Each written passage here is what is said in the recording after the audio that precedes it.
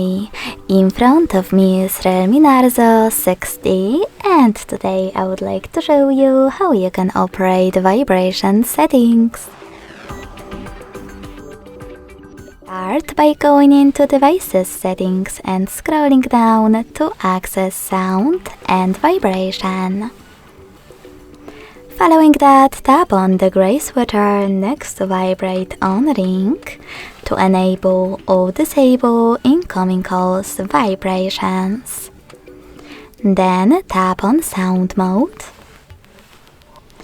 and tap on Vibrate in order to mute your device completely, leaving only vibrations.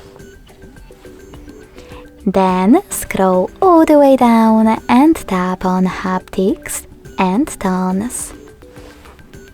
Now you can tap on this switcher next to System Haptics to turn on or off haptic feedback for touches, swipes, and more. Thanks so much for watching. If you enjoyed this video, smash that like button, comment, and subscribe. Bye!